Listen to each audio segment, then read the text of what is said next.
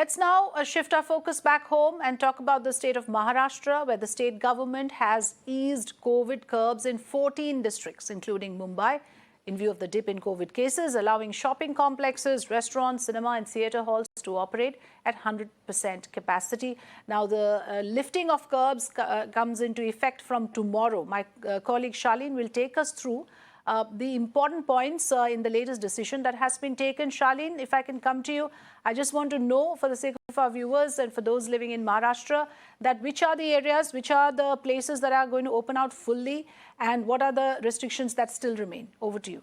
That's right, Afrida. In fact, first and foremost, the government has drawn up a list called the List A that essentially has 14 districts, 14 major cities of Maharashtra, and this includes Mumbai suburbans and suburban areas as well as Pune. So these major districts come under the List A, and all of these cities that come under this list, the restrictions have been eased essentially because of high vaccination rate, low positivity, low COVID positivity, as well as low bed occupancy. And because of these reasons, the Maharashtra state government has decided to ease curbs and come up with a list of fresh relaxations. Let's quickly take a look at what these important relaxations are. First and foremost, restaurants, shopping complexes, cinema halls can now function with full capacity. So that's a good news for all Mumbaikars, because this, yes, implies in Mumbai as well, where restaurants, shopping complexes will have no cap on the number of visitors, as well as attendance for marriages and funerals and other social events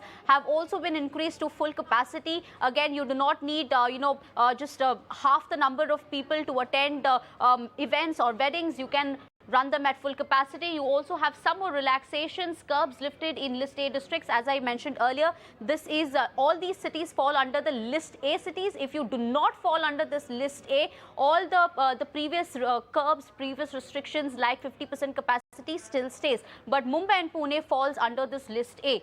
Government and private offices to function with full capacity. So all of them have been called back to office. You do not need to keep them at home for work from home purpose. You also have physical classes to resume in all educational institutions. So you can see most of this comes after a high vaccination rate. So there are many students between that bracket, between that age group who are fully vaccinated. So the government has taken the decision to come up with classrooms with physical classrooms and not online classrooms. No restriction on inter or intra-state travel, but this point to be noted here, it's only for fully vaccinated. In fact, yesterday even the Maharashtra government said that they will not withdraw local train travel or withdraw the order that says non-vaccinated people are allowed to travel. The government has strictly said that we will allow inter and intrastate travel only for those people who've completed both their doses of vaccination. Industrial and scientific institutes to fully function. This is another update, another relaxation that's coming in. We're also seeing full vaccination mandatory for public transport. So these essentially sum up what the major relaxations are. But you need to remember that if you want to use transport in Maharashtra and, or if you want to visit these places, you have to get yourself fully vaccinated. Back to you. Charlene, thanks very much for giving us a detailed explainer on this.